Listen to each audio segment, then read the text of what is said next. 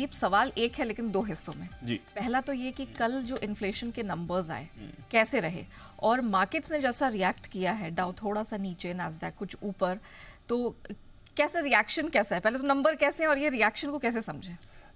Numbers अच्छे हैं, या अच्छे नहीं तो एटलीस्ट खराब नहीं है, उस तरह से आप देख सकते हैं। बट ऑफ कोर्स बाजार का जो रिएक्शन था वो एक बार के लिए आना था। नंबर्स ऑलरेडी मार्केट खुलने के पहले आ गए थे, तो जो रिएक्शन हुआ है वो ऑलरेडी प्राइस्ड इन हो गया था जब मार्केट खुला है आपका। बट और भी कई सारे फैक्टर्स थे जिसकी वजह से आपने एक्शन देखा। बट हाँ, लगातार तीसरे दिन आप देख रहे हैं जब डाउ हल्की गिरावट के साथ बंद हो रहा है। इससे पहले 2 सेशंस में 55 अंक ईच सेशन में गिरा, कल आपको मात्र 30 अंकों की गिरावट के साथ डाउ बंद होते हुए दिखा।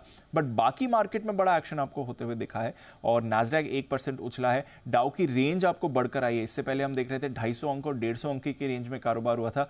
कल थोड़ा अच्छा 600 सवा 600 550 अंकों की रेंज में आपने कारोबार देखा। और अच्छी बात है कि सेकंड हाफ में बाजार रिकवरी के मूड पे थे, क्योंकि निचले स्तर से डाउ 300 अंक रिकवर होकर बंद हुआ है। तो ओवरऑल एक अच्छा ट्रेडिंग सेशन था अमेरिकी बाजारों के लिए। निचले स्तरों से रिकवर भी होकर बंद हुए। स्टॉक स्पेसिफिक मूव थी end of course inflation data भी आपके लिए आते हुए दिखा था। एसेंशियली अगर आप स्टॉक्स की बात करें तो एनर्जी और इकोनॉमी से जुड़े स्टॉक्स में कल आपको प्रेशर दिखा है। इसकी वजह से डाउ में कमजोरी थी। थोड़ा बैंक शेयर्स में भी एक्शन था जिसके बारे में मैं आपको बताता हूं। बट आईटी शेयर्स में जबरदस्त एक्शन था और इसलिए नास्डैक 1% ऊपर बंद हुआ। S&P 500 भी ऑलमोस्ट आधा % ऊपर आपको बंद होते हुए दिखा है।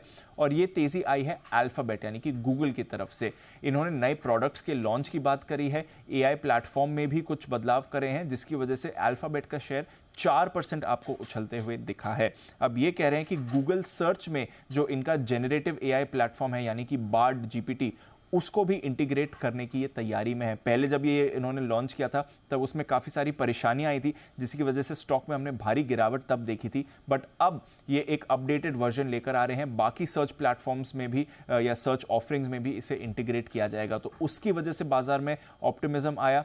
दूसरा जो इनका स्मार्टफोन बिजनेस है उसमें ये एक नए फोल्डेबल फ़ोन लाने की बात कर रहे हैं। इसकी वजह से भी फोल्डिंग स्मार्टफोन आने वाला है, इसकी वजह से भी स्टॉक में आपको पॉजिटिव एक्शन देखा। तो 2-3 फैक्टर्स थे जिसकी वजह से अल्फाबेट में उछाल आया।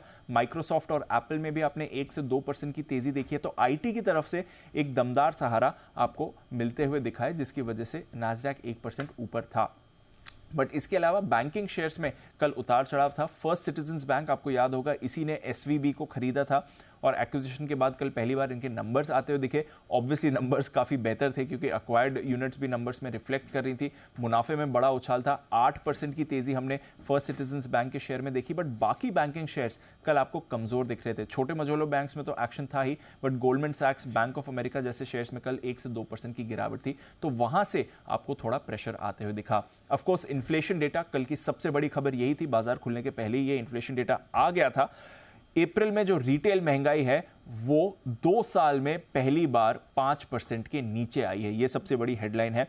5% का अनुमान था, पिछले महीने भी 5% की ही इन्फ्लेशन थी, वो अब गिरकर 4.9% पर आई है। तो कोई ऐसी बड़ी गिरावट नहीं हुई है, ऑलमोस्ट अनुमान मुताबिक ही ये डेटा है। बट हाँ, 2 साल में पहली बार आप 5% के नीचे देख रहे हैं। अब पहली बार हम देख रहे हैं कि जो इनका इन्फ्लेशन डिफरेंशियल है रेट्स के साथ, वो पॉजिटिव टेरिटरी में चला गया है। अभी तक वो नेगेटिव टेरिटरी में चल रहा था क्योंकि अब रेट्स भी इनके 5 से 5.25% की रेंज में है और इनका इन्फ्लेशन 5% के नीचे आ गया है।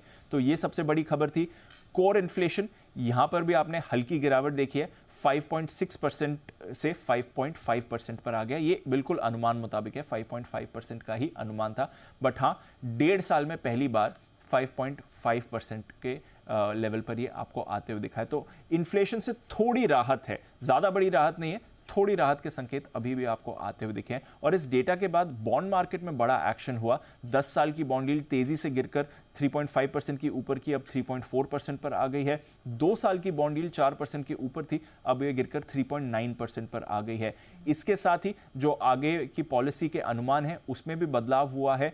अब लगभग 93% लोग मान रहे हैं कि जून पॉलिसी में रेट्स में कोई बदलाव नहीं होगा। सिर्फ 7% लोग मान रहे हैं कि जून में रेट्स बढ़ सकते हैं। यही इस पॉलिसी से पहले 21% लोग, इस इन्फ्लेशन डेटा से पहले 21% लोग मान रहे थे कि अगली पॉलिसी में भी रेट्स बढ़ेंगे। ये गिरकर अब सिर्फ 7% पर रह गया है। तो बड़ी राहत तो नहीं है, बट हाँ डेफिनेटली अनुमान से बेहतर इन्फ्लेशन डेटा आया है। अब देखते हैं आगे बाजार इस पर कैसे रिएक्ट करता है।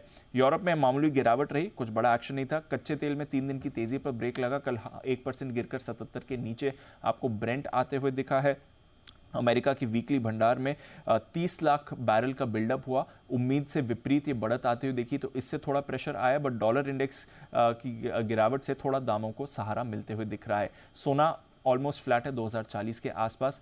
चांदी की अगर आप बात करें एक हफ्ते के निचले स्तर पर है। बेस मेटल्स और एग्री में आपको सुस्ती आती हुई दिख रही है, but overall inflation data negative नहीं था बाजार के लिए, थोड़ी राहत वहां से आई और फिर थोड़ा स्टॉक स्पेसिफिक एक्शन अमेरिकी बाजारों में आपको दिखा है।